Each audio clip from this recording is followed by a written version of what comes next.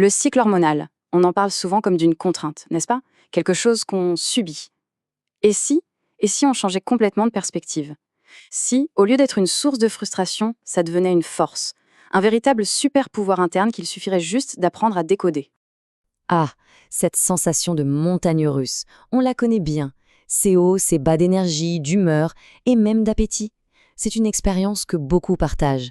Et ça peut vraiment donner l'impression de subir les événements plutôt que de les maîtriser. C'est vraiment le cœur de notre exploration aujourd'hui.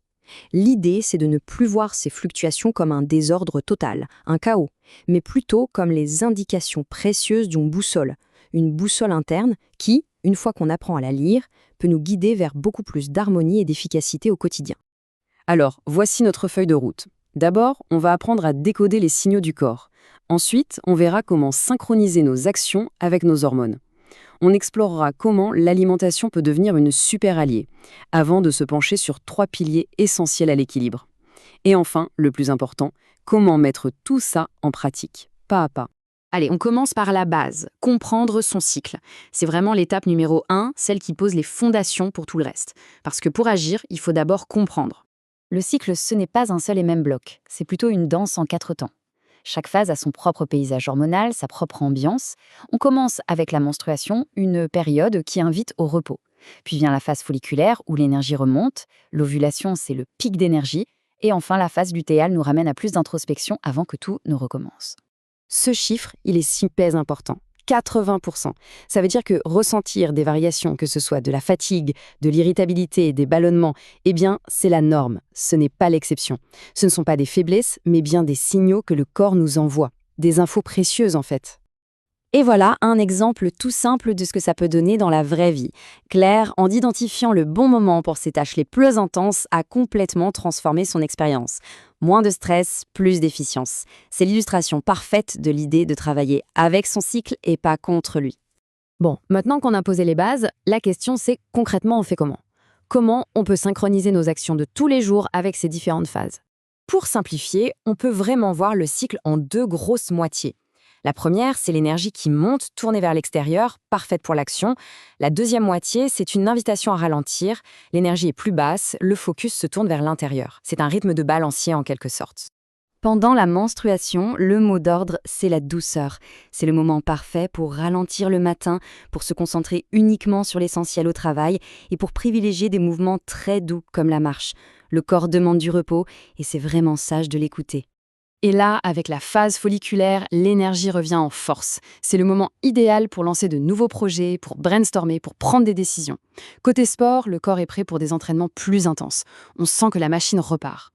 L'ovulation, c'est le sommet de la vague, c'est le pic d'énergie, de confiance, de sociabilité. C'est le moment pour planifier les réunions importantes, les présentations, les négociations. Et pour le sport, c'est là qu'on peut atteindre des performances de pointe, que ce soit en force ou en vitesse. Après ce pic, la phase lutéale nous invite à atterrir en douceur. L'énergie est plus tournée vers la finalisation des tâches, l'organisation, la planification.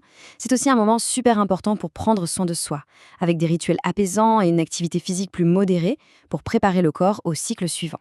Évidemment, on ne peut pas parler d'équilibre hormonal sans parler de ce qu'on met dans son assiette. Loin des régimes compliqués, l'idée c'est juste d'apporter au corps les bons nutriments au bon moment. C'est un outil incroyablement puissant. Alors, concrètement, ça donne quoi? Pendant les règles, on va chercher le fer et le réconfort avec des épinards, des lentilles, de bonnes soupes. En phase folliculaire, on soutient l'énergie avec du frais, des salades, des smoothies. À l'ovulation, on fait le plein de couleurs et de zinc. Et en phase lutéale, pour la stabilité, on mise sur les patates douces, les poissons gras. Et oui, le chocolat noir. Et regardez l'exemple de Sophie, c'est super parlant. Juste en ajoutant des graines de lin et en privilégiant les légumes cuits pendant sa phase lutéale, elle a vu une vraie différence sur ses ballonnements. Comme quoi, des petits ajustements ciblés peuvent être incroyablement efficaces.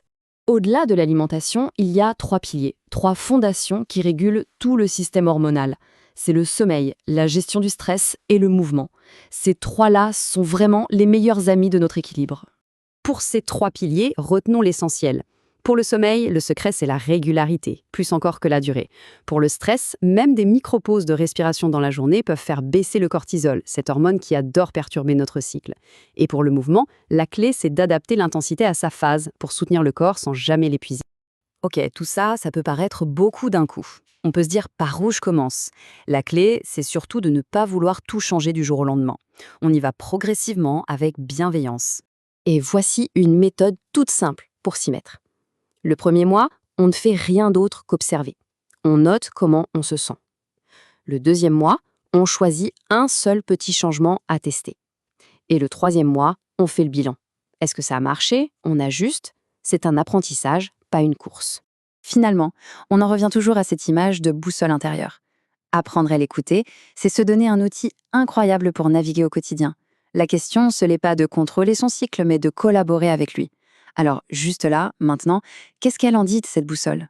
C'est le premier pas pour transformer son rythme intérieur en véritable allié.